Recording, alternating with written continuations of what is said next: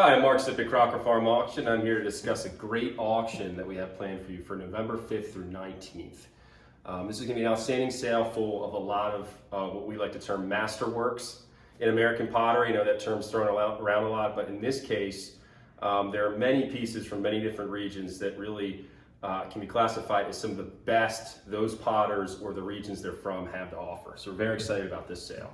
One of the headliners of this auction is this fantastic snake jug, which is illustrated and discussed in Richard Moore's Pottery, Politics, Art book.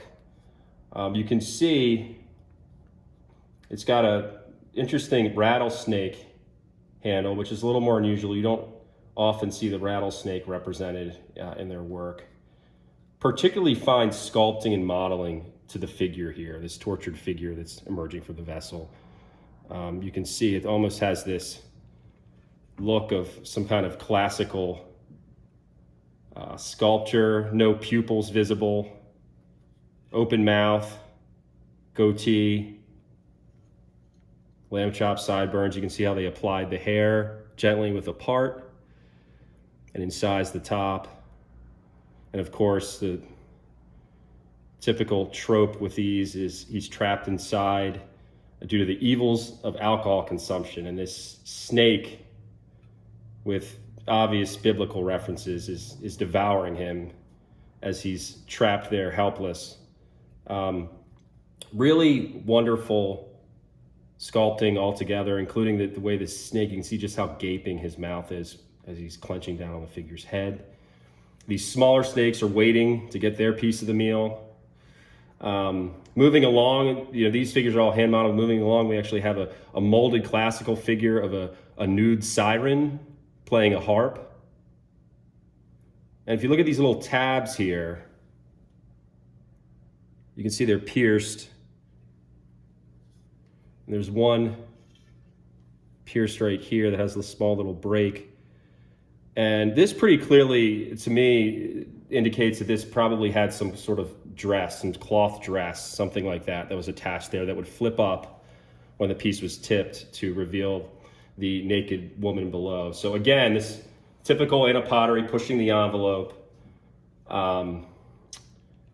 doing things that are very provocative with their work. But what really takes the cake with this piece is this wonderful incised image of the pottery itself. So combining this image with the snake jug is really a remarkable thing. It's really combining some of the best in size work that they can do on a piece with their most iconic form. And you can see here, the pottery actually mentions Stoneware on a sign, as well as Anna Pottery at the top. You can see the two chimneys there for the kilns. Warehouse over here. Wonderful piece. Moving along, we have two figures going in, as they say. They're trapped head first, as opposed to body first with the figure on the front. And then there's a rat here and dung beetles there. Just a wonderful piece. Great publication history, as I said. Very excited to offer that. Moving along, we have some interesting southern pieces, including this fantastic Great Road, Tennessee, or Southwest VA Redware pitcher with copper decoration, beautiful glaze, beautiful color, unusual form, great size. Very unusual brown pottery face jug with an exceptional glaze that I haven't really seen before in the work of this family.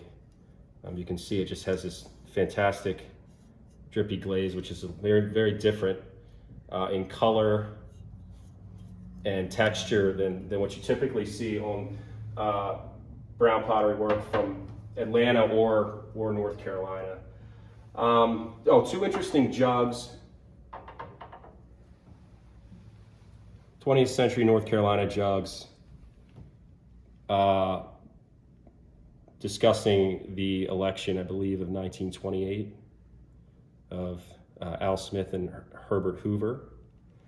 And these are great little political pieces that are pushing 100 years old.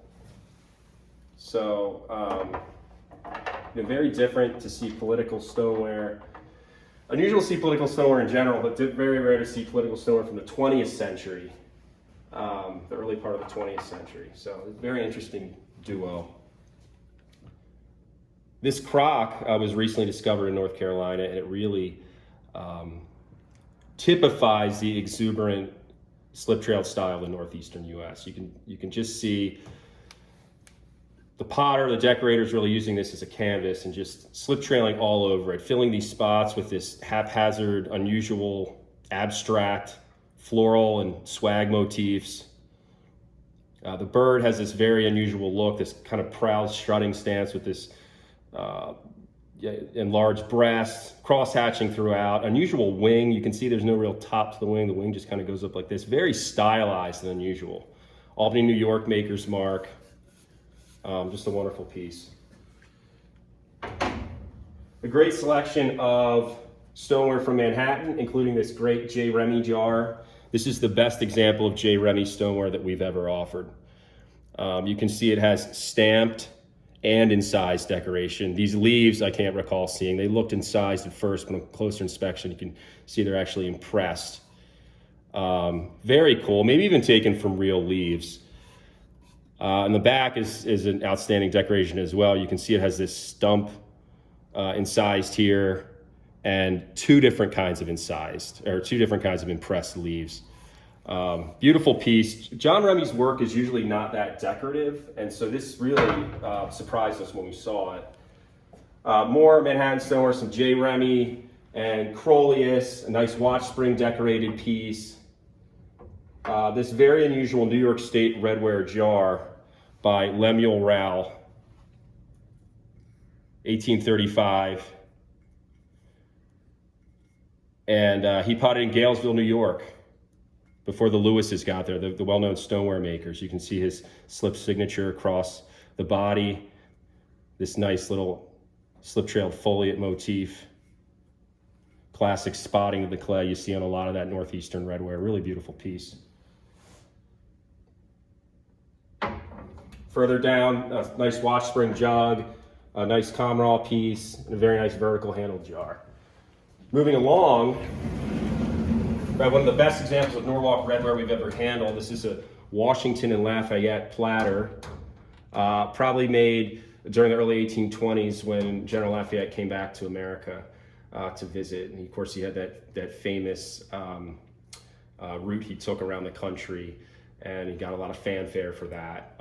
This example has this wonderful flourish in Washington at the top that just loops through. It came out of the famous Lewis Scranton collection, which he was one of the preeminent collectors of Norwalk redware, so very excited to offer it in this sale.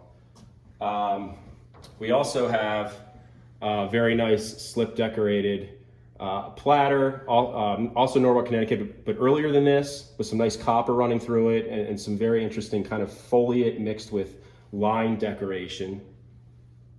This piece is really outstanding. This is an 18th century redware jar,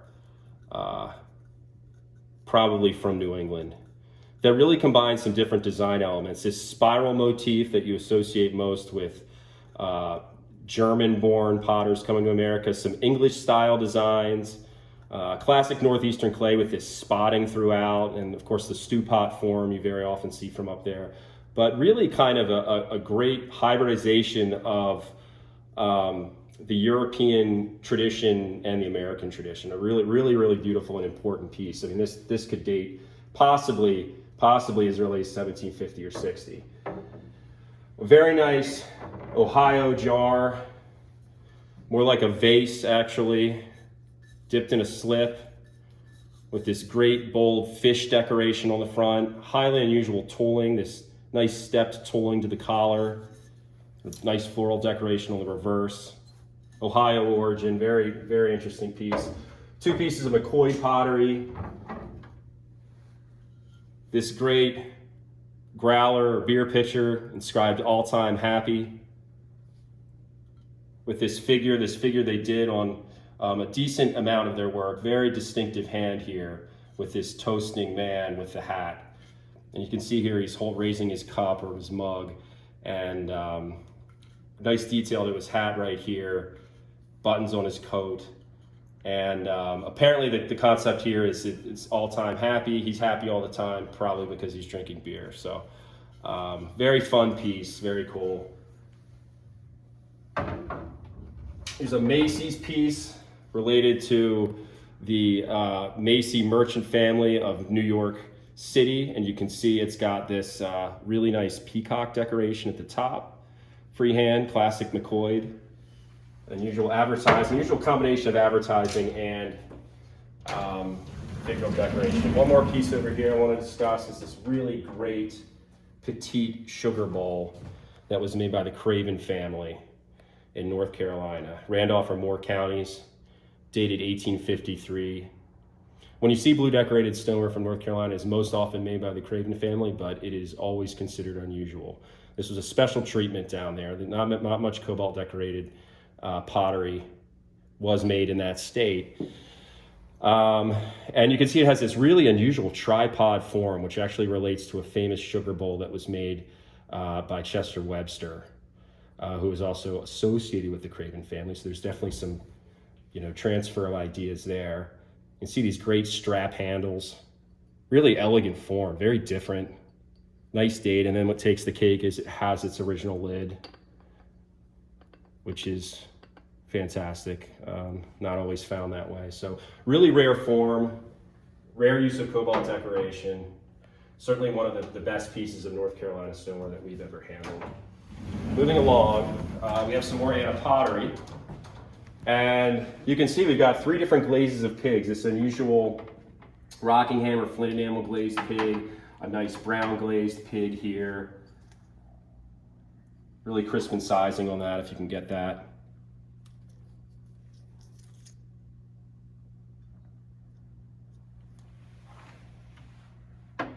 And a wonderful salt glazed pig with really elaborate Kirkpatrick penmanship. You can see the way that they scrolled these letters here. Very nice, and an 1884 date and an incised railroad map on the reverse. We've got a decent amount of political pottery in this sale, and it's unusual stuff to find, so we're excited to have it. This is one of the best in the auction. It's actually a jar that references John Quincy Adams, president and son of founding father John Adams. J.Q. Adams incised at the shoulder, and below that it's signed by the potter William A. Gay. Here's William Gay's maker's mark at the top. The unusual crimped rim, you can see this scalloping is highly unusual. Obviously done because this was a special piece, and the mark here reads Gay, Utica. Very special piece. This is the only piece of pottery that we've ever offered that references John Quincy Adams. And then it's weird, a few sales ago, we just sold a plate, a platter that referenced John Adams and his father that was probably about 20 years older. This is a wonderful piece by John Grady from Shanksville, Pennsylvania. Take those 2 inserts out to show you the bottom. It says this wonderful signature made by John Grady, 1866. There's not a whole lot of Western Pennsylvania redware known. Western Pennsylvania is obviously well known for its stenciled stoneware.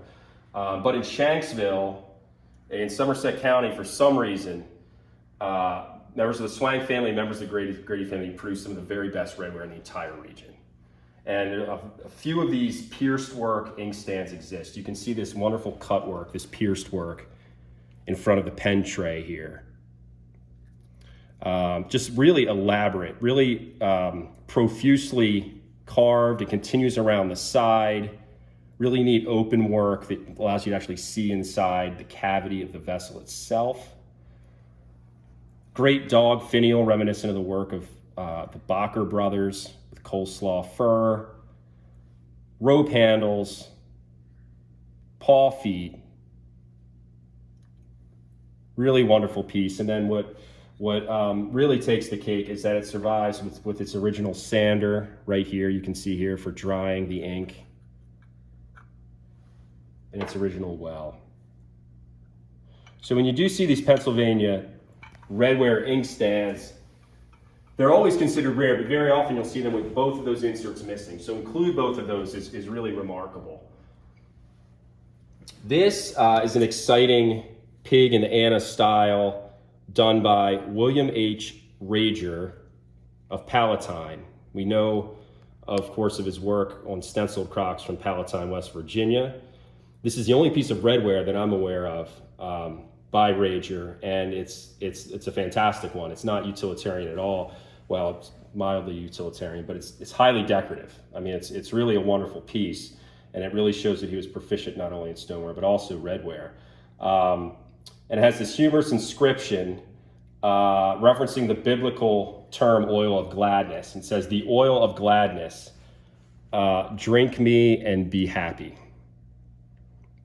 Actually, it says, "Suck me and be happy." And we have this nice razorback on the top, impressed eyes, really great stylized face. You can see how that differs so much from the Anna style. This wonderful stylized face with the broad snout and the wide set eyes. A wonderful piece unsigned, but to have a piece of signed West Virginia redware of this quality is really noteworthy, particularly one that connects it to the stoneware tradition as well. Some really neat Midwestern pottery here. I'll go through this piece really briefly. This is a fantastic Canfield, Ohio, 1845 handleless pitcher. It was made without a handle, and it has all these interesting inscriptions on it. Things like peace and poverty, and Salt River, and gingerbread and apple dumplings, and Timothy Tickle pitcher. And then there's also Peter Greaves the gimlet. So all kinds of wonderful things. Hard cider. It's a very, very cool inscribed piece. We have some nice tinware in this sale. This K crock is exceptional. Check out its lid. Its lid really speaks for itself. The K crock form is unusual. To find one with the lid is quite rare. So this original dome lid, and then it was made for Sadie Ostermeyer. And we have that classic fuchsia design going all the way around it. Wonderful piece. Some nice pictures as well.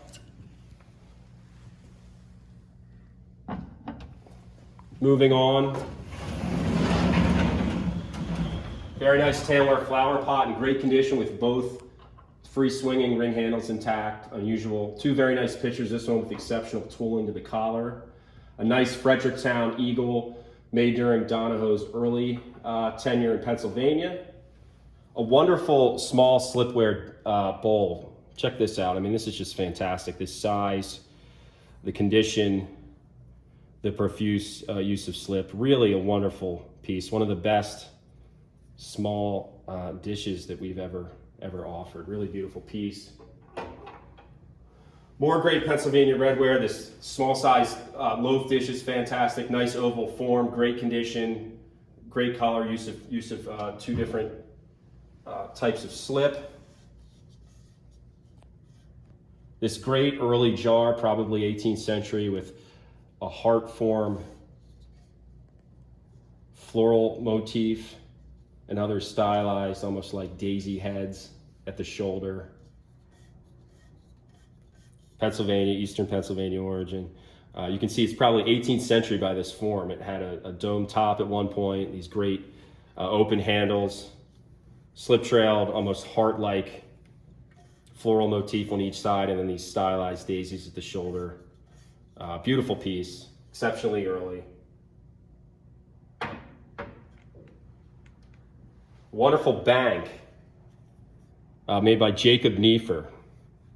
This came out of the well-known Siemens Bank collection. We see this great use of slip on it. We have copper here, and it's highly detailed. If you take a look at it up close, we have this woman sitting on a bench with a bucket in front of her. We have these birds up by the chimney, and a cat scaling the corner of the house. This piece is truly a Rosetta Stone for these banks. There's a number of these banks known that have a similar look to this. Not just cabins, but there's, for example, Santa Claus, there's different cats. There's various figural things that are always in this large-sized, high-styled, you know, look about them. And the question was, well, who made them? And so this, to our knowledge, this is the only example that's actually signed. And this potter worked in Rock Hill Township in Pennsylvania, Montgomery County. And we're very excited to offer that in this auction. A piece that really helps connect all those other great banks. There's a rhinoceros, there's a lot of other great ones to that specific maker. This is a great slipware dish, Pennsylvania origin, bold use of 3 colors, excellent cross hatching with some almost kind of marbling throughout. Beautiful condition, beautiful color. Very, very visual, graphic piece. Some nice flower pots and some Western Pennsylvania pottery there. Moving along, we have an exceptional, and early on I talked about masterworks. This is a masterwork of Huntington County stoneware. This sugar bowl was made by a member of the Greenland or Hissong families in Cassville. Great rope twist handles, spotted decoration around the shoulder, and then the inclusion of its original lid is really special. It has this nice dome lid with heavy decoration throughout, which even includes those same flowers. Special piece for sure. Nice selection of Harrisburg stoneware, including a John Young crock and a classic Calvin Wilcox Man in the Moon here on a 2-gallon jar. Here's a beautiful small-sized Jersey jar, incised R. Morford with a bird, Old Bridge, New Jersey. Probably Nicholas Van Wickle, Old Bridge, and there's a chance it's also Manasquan at his later site. But really, I hope you get an idea of its size from this video, because look how small this is. Really great proportions here. It has that classic incised bird motif from the region. Nice World's Fair bank. This is one of the most popular forms, most desirable forms in White's Utica pottery, these train banks. It says World's Fair 93 for 1893, and then it says my expenses to Chicago, and it's on a globe. But the interesting thing about this piece actually includes advertising on the back. So we have this great advertising for these New York clothiers. And extremely rare, we sold our first one in the last sale, and then this one turned up. This is in a larger size. There's a classic Diana with stag motif. This is a G.M. Miller. So, Juniata Pottery by G.M. Miller. This is George Miller, the father of Michael and Theophilus Miller, the well-known Newport stoneware makers. This predates their work, but it's at the same exact pottery site of the same name, Juniata Pottery. And their father was producing much different ware, these molded canister jars with these paneled sides. Very cool. Here's a very rare Texas jar, stamped Donaldson. Some nice southern pieces, including a Smith Airville jar made in Baltimore for Smith Plantation in Airville. This has classic Baltimore floral decoration, and was made for a politician who happened to own the Airville Plantation. Very few of these are known. There's I don't know, maybe half a dozen or so of these known. It's a very, very special piece. 1820s to maybe early 1830s on that.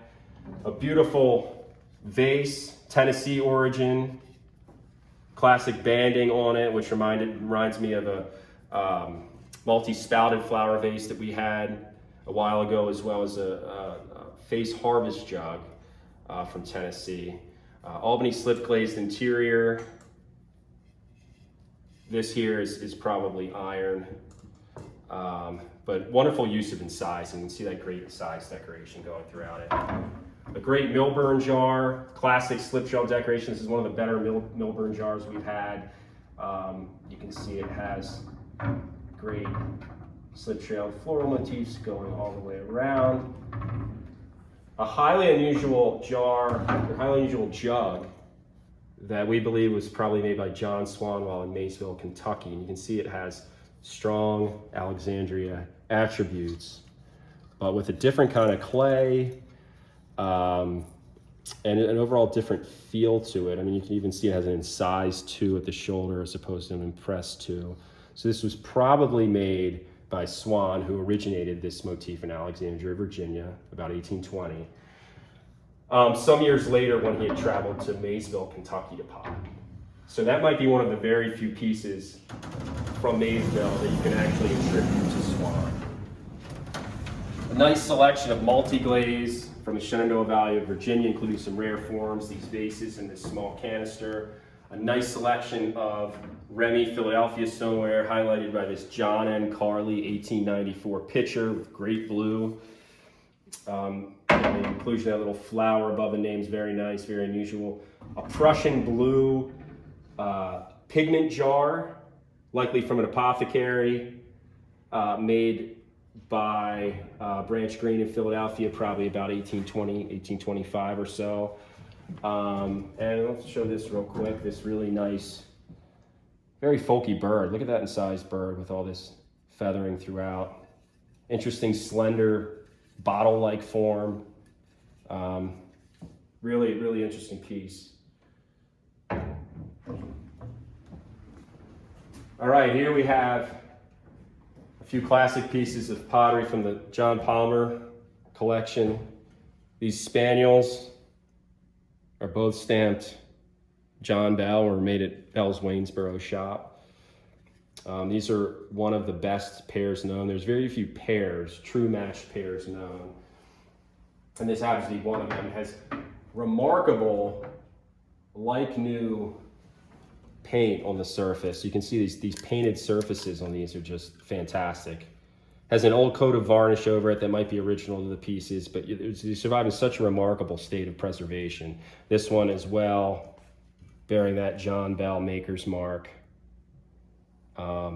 These were two of John Palmer's most prized possessions, and I believe he found them at 2 different locations and rematched them together, which was a very interesting story. But they're also 2 of the best examples of John Bell pottery we've ever offered. We're really excited to have them in this sale. Moving along, a very nice little butter tub, kind of a miniature butter tub, stamped John Bell Waynesboro, deaccession from the Miller House in Hagerstown. If you haven't been to the Miller House in Hagerstown, you should check it out if you're into Bell pottery or Shenandoah pottery. They have a remarkable selection of John Bell pottery, including a really fantastic teapot that he made with a tin glaze on it. This jug was made by Charles Frederick Bell, C.F. Bell, at the John Bell Pottery. It bears his father's mark, John Bell Waynesboro. And you can see it has this wonderful celadon glaze, very similar to what Thomas Chandler was doing down in Edgefield. But wonderful cobalt decoration throughout. I mean, beautifully decorated, lavishly decorated, obviously a specially made piece by John Bell's son. Here's some pinch pots. I want to show these real quick because they're very interesting. We'll never have anything like this again. These are little butter tubs made by children at the Bell shop, classic Bell clay and glaze. And these are 2 pieces that are also deaccessioned by the Miller House. A couple Bell Waynesboro vases, a very rare John Bell ewer, more John Bell pottery throughout here. A nice selection. If you're into mugs, we have a nice collection of mugs being sold in this sale, and some interesting lots, including White's Utica. So be sure to check them out. Some bottles here. Then moving along, a great example of the work of David Drake in terms of size. You can see the glaze is incomplete, and there's a lot of sporadic places where the glaze did not adhere, but it's a classic Drake form and a really wonderful size, very large jar. And you can see just how big these handles are. Really wonderful, classic Dave construction, made about 1855 at the Lewis Miles Stony Bluff Manufactory. Moving along, a great example of Galesville pottery. I showed you that Redware jar earlier that was made prior to this piece. That was a Galesville piece. This is made by the more well-known Galesville family of potters. This is W.A. Lewis, Galesville, New York, with this dynamic design of a figure having his hat blown off by the wind. His tailcoat, you can see, is blowing, and he's holding his cane. He's trying to maintain his balance. Really interesting design, and a perplexing design too. You wonder what the inspiration to the potter, the decorator, was on that. But great mark, short-lived mark, and a really, really rare figural design. Combining those two, it's a remarkable piece of New York State stoneware for sure. This is the best standing stag that we have seen on a example of Norton Bennington stoneware. You can see just how large the figure is. It has this small damage here, but other than that, it's in nice shape. It has this great swell body to it. Really, really, you can see just how full body this figure is. I mean, the head and neck are kind of dwarfed on the body, and then these stilt-like legs, these stylized legs. Very, very cool. Classic hill finger slip trailing, spotting throughout, even has some swag work going through the breast and the belly and the back, along the neck.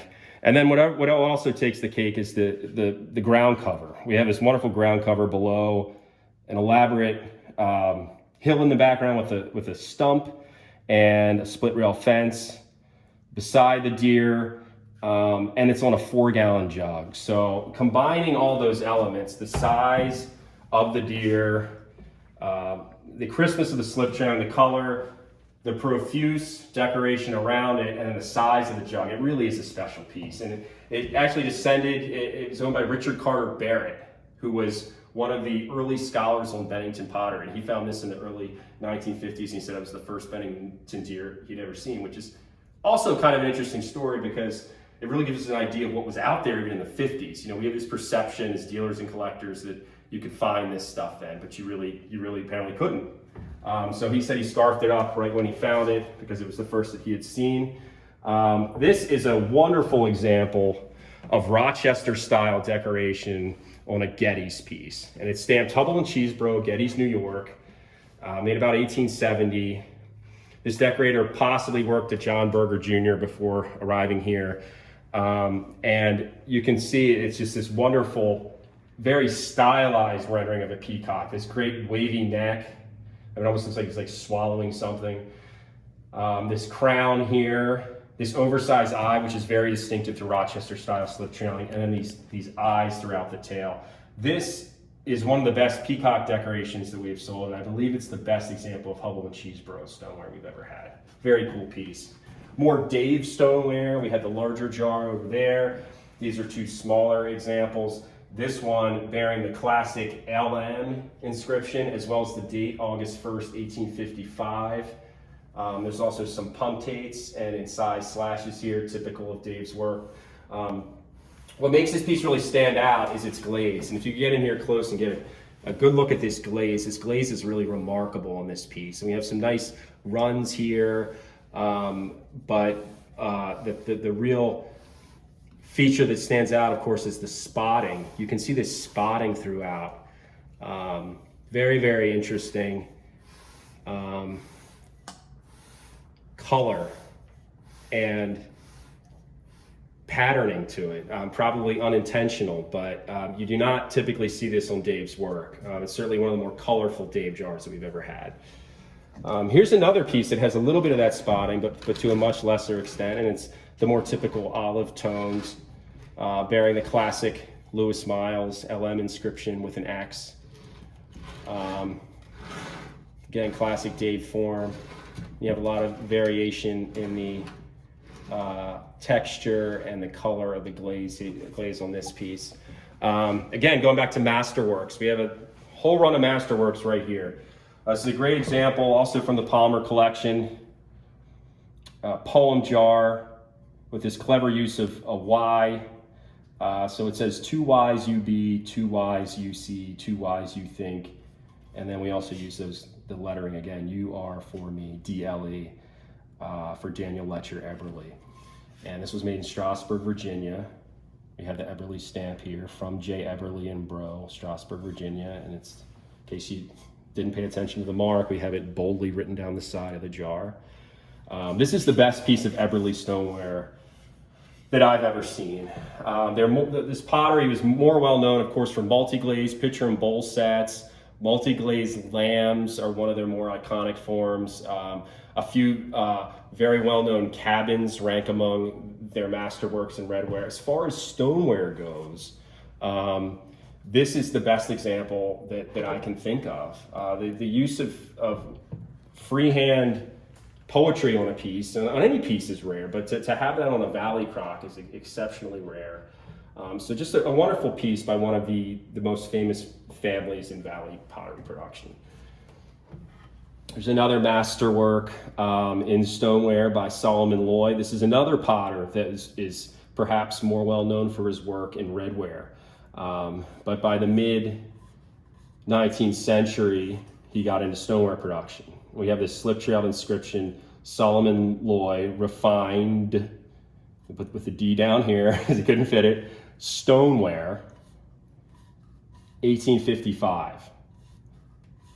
We have this great slip-trailed vine motif, which kind of relates to what he was doing on his redware decades earlier. This is a newly discovered piece found in North Carolina. Lloyd very rarely cobalt decorated his stoneware. And when you find good pieces of Lloyd stoneware, usually one of the kickers, one of the things that kind of tells you it's Solomon Lloyd, one of the distinctive things is his heavy use of salt rods. And so this piece has that. You can see these wonderful salt drips. I mean, you can see here even where it mixes with the cobalt. There's a great spot on the handle here where it forms this blue-green color. Just a really beautifully salt-glazed piece of stoneware. And what he's advertising here is that he's producing just that, a very refined product, a very refined high-fired stoneware as opposed to the redware that he had previously been producing. Very, very few of these inscribed jars are known by him. And so we were very excited that this piece emerged and we had the opportunity to sell it. Here's a wonderful piece. This is a masterpiece in a number of senses, a masterpiece of American figural pottery, a masterpiece of Alabama pottery, a masterpiece of African-American subject matter and art. This great, what they refer to as a preacher man figure, really speaks for itself in its size and its modeling. It's just a wonderful piece. You can see just how big it is. When we think of face jugs from the South that are period, we think of Edgefield face jugs and some things made around the turn of the century, turn of the 20th century that are maybe about, yay tall to yay tall. Well, you can see just how big this is. It has its own wheel-thrown preacher's hat. He's standing there confidently with his hands clasped in prayer. I'm just going to swing around here. Great face on this figure, an original, assumedly original red paint to the hat and face. An interesting incised cross here. You can see this carved cavity in the back, which really adds intrigue to this piece as far as the purpose. I mean, sure, it could have been used for venting, but it also seems very large for that. Among the largest period Southern face vessels known, and we're excited to offer that again in this sale. Here's a wonderful example of Missouri stoneware. This is the best example of Missouri stoneware that I've ever seen, and it's the earliest. This is possibly the earliest example of dated Missouri pottery known. I can't think of anything earlier. It's dated 1832. It has this federal eagle, and it's stamped Boonville at the top. Great form. You can see it just how ovoid it is. And these great semi-lunate handles covered in cobalt. Really important decoration, exceptionally early for an eagle outside of the northeastern U.S., 1832, likely done by a Rockbridge County, Virginia trained potter who was associated with John Morgan, a Manhattan trained potter who worked in Rockbridge. And this maker traveled down to Boonville and established a pottery. And based on the eagle, we can link it back to Morgan and Rockbridge. And so We think there's really a strong connection actually that goes from New York to Rockbridge, then down all the way to Boonville. Boonville pottery, what we mostly think of when we think of Boonville pottery is later Albany slip glazed pieces, including some really nice, very, very folky and sculptural snake jugs. So to have an early cobalt decorated example also bearing this mark, which is the only example of this stamp that I've ever seen on a piece of stoneware. Can you get that stamp? And the fact that it includes an eagle is really a remarkable piece. Moving along, this is a cover piece, and you can see why. This is a famously pictured on the cover of Ceramics in America, this wonderful incised bird jar from Baltimore. It's classic Baltimore clay, very, very fine clay, that the potters who made this actually advertised in the local paper that they had procured this special clay for making the best stoneware in the country. And you can see what they're talking about. It's just very, very fine, refined clay. It almost looks northeastern in quality it achieves a light orange peel. And you can see the potting is exemplary too, just how ovoid it is, and the thin wall construction of it, almost like a piece of classical urn. Open vertical handles in the classic northeastern style, brought from Manhattan, and it found its way down the East Coast. This bird is facing forward, has wonderful incised detail, and this incising is very closely related to the Remy style, but if you look at it close enough, you can see there's subtle differences, things like the way that these little individual petals are done, the way the leaves are shaped that indicate a different hand. The bird on the front, a little more dramatic, looking backwards. So we have two different designs, one looking forwards, one looking backwards, one with these more cluster-shaped flowers, these with these more daisy-like designs, and on the bottom, incised Morgan and Amos Makers, Baltimore, 1820. One of the most important examples of Baltimore stoneware we sold, but also just one of the most beautiful examples of Baltimore pottery that we've ever handled. It just really has a presence about it, and a color and a style to it that pushes the craft. And we're very excited to offer that piece in this auction.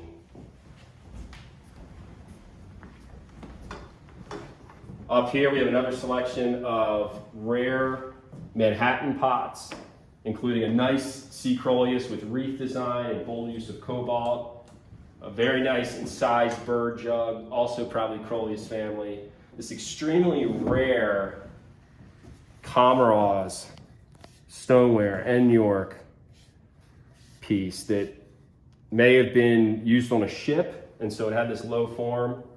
Crolius hook, of course, was right on the water.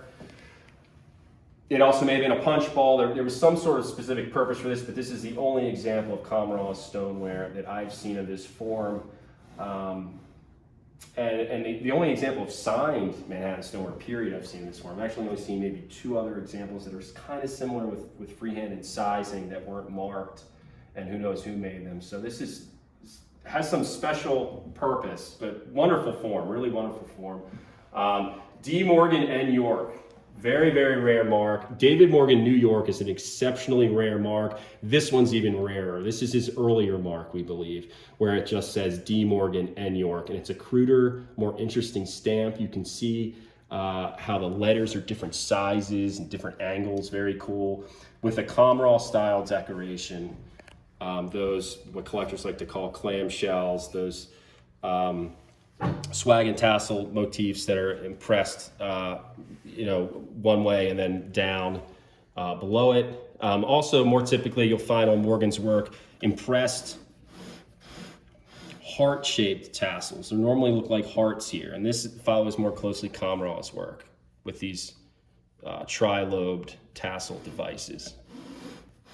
Another example of Comoros stoneware. This is a late example of Comoros work that has also a variant in the tassels. You can see in this case, these are just elliptical or dagger-shaped motifs. Moving on down here, this is one of the great documents in clay from Baltimore, this Samuel Bradford jar.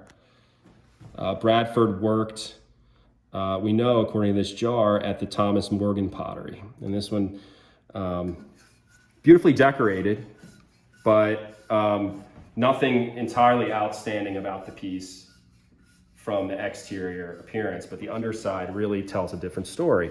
So it's in size Samuel Bradford maker at Thomas Morgan Factory, 27th of March, 1835. It has that neat little rosette impressed right there.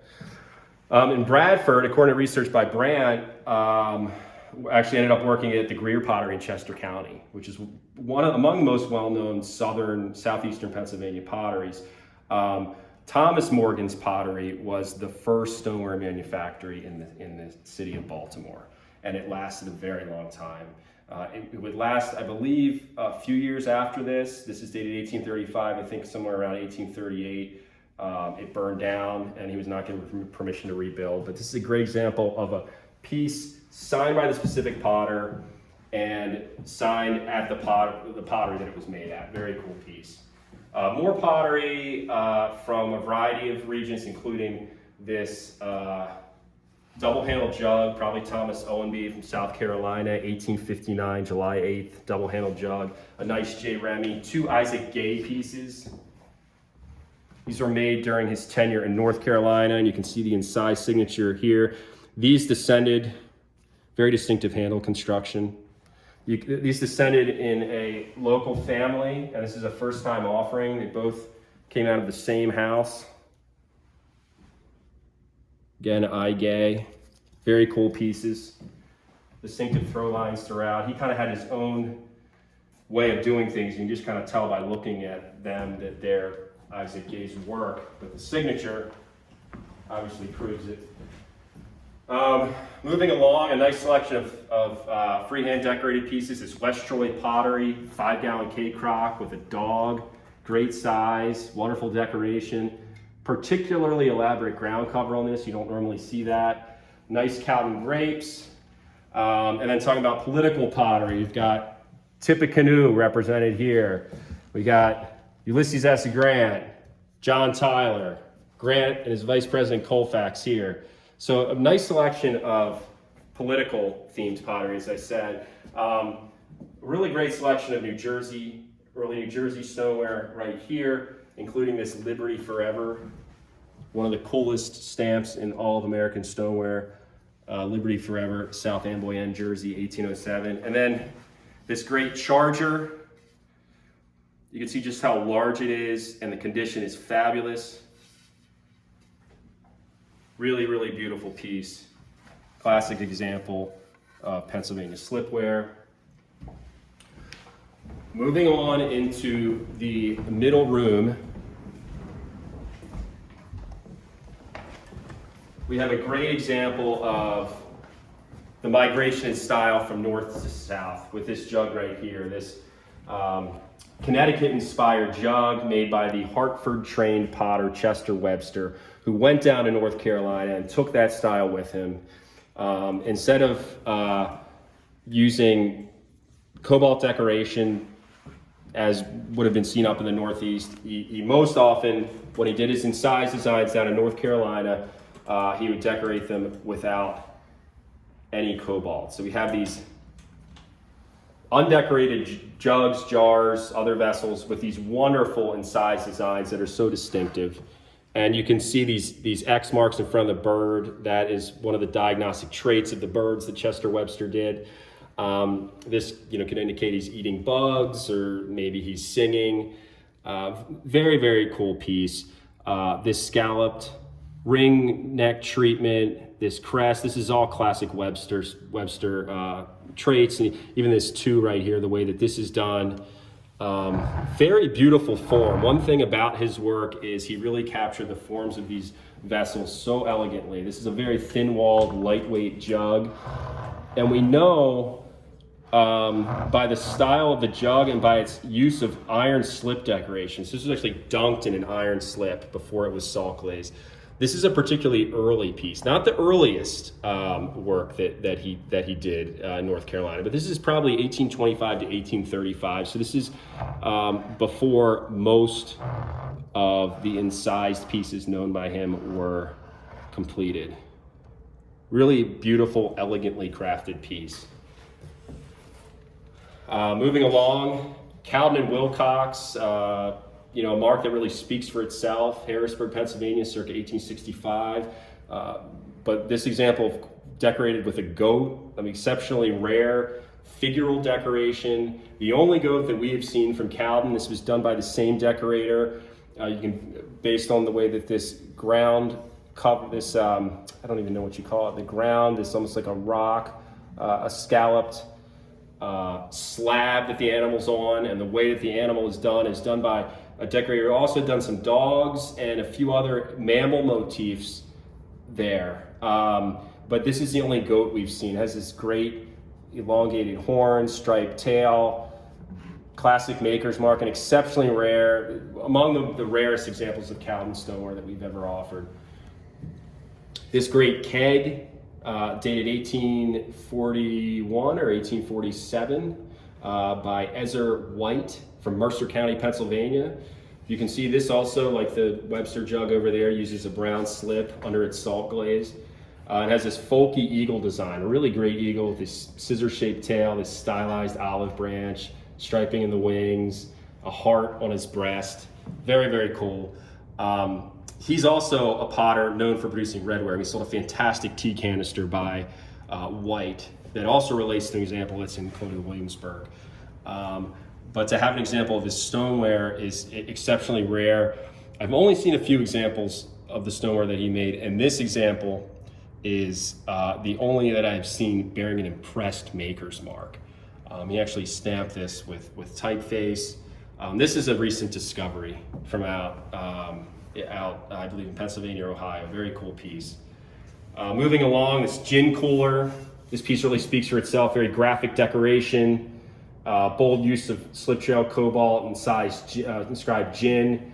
And we have this bunghole at the base. Beautiful piece, northeastern U.S., sometime third quarter 19th century. Here's another wonderful piece of Cowden pottery. This Swan is unlike any swan that we've seen before. The swans done at this pottery are typically fairly simplistic, usually hollow-bodied with just wing detail done simplistically as a realistic wing. This swirling, which really reminds me of the eagles you find out of West Troy by the Warner pottery, is remarkable. The fact that it's slip-trailed is also highly unusual. You can see they use the slip cup to swirl that body into a spiraling form and then embellish it with dots. And then what really adds to it is the inclusion of a wreath around the bird, which is also something that you don't see with their normal swan design. So this is a wonderful newly discovered jar that came out of the Philadelphia area not too long ago. Another beautiful example of New Jersey stoneware. We have some nice examples by early New Jersey potteries, and this is a water cooler, an exceptionally rare form for this period and maker. Beautiful incised floral motif on the reverse. You can see the way they've rippled these leaves. Just very, very delicately done. They have this overlapping petals. Very skilled decorator here. And then these classic bird motifs on the front. This is closely related in style to a very famous water cooler with a heart-shaped bunghole that has an eagle, incised eagle on it, that's in the Museum of American Folk Art in New York City. Very, very cool. This is an incredible sculptural cooler in the form of an apple made for Baldwin cider. You can see the bunghole here, patent applied for, is incised here. So apparently the potter was proud enough of this work that he actually applied for a patent for his cider coolers in the form of an apple. Really sculptural piece, really beautiful, and the detail work of the handle is outstanding. If you look here, you can see this veining throughout the leaves. These leaves are molded and applied. They have serrated edges. Exceptional bark-like surface on this twig handle. original red paint, great size. It's very similar to an example that was owned by Barry Cohen and sold in the sale of his collection by David Shorsh in America, hurrah, in the early 90s. And it's just a very unique piece. Happy to have it in the sale. Moving around the gallery, we have a nice selection of bird decorations from the northeastern U.S., primarily New York State, and some nice western Pennsylvania pottery, a little bit of West Virginia, a couple Galena jugs there, some Calvin pottery, other Harrisburg or Pennsylvania pottery, nice Moyer jug up there. Philadelphia pottery by Remy and Branch Green. A mix of some more pottery, including a rare Cushman with an incised bird on it. Some more nice pitchers and Remy pottery, a little bit of Western PA. A couple big Western PA jars there. Another mix of some John Bell pottery and Western Pennsylvania pottery, and additionally a whole variety of things over here. We got a mix of mostly northeastern pottery from a variety of different locales. And moving on to here, this stand, we have some nice examples of Ohio stoneware. These 10-gallon vessels with bold brushwork. They really speak for themselves. Great, robust size and bold use of brushwork. Very, very cool. And then concluding this video, we really saved the best for last. We have this incredible incised ship jug. One of the best examples of incised decoration that we've ever had. Very, very exciting piece. The 14-star flag dates it to the early 1790s, which is remarkable to have a piece of 18th century American pottery of this decorative quality. It really is a masterwork. Again, I'm using that term again, and we certainly don't use it loosely here, but it definitely deserves that recognition. You can see all the sails on it. The best rendering of a ship that we've seen in American stoneware, and it has all these also interesting impressed circles throughout.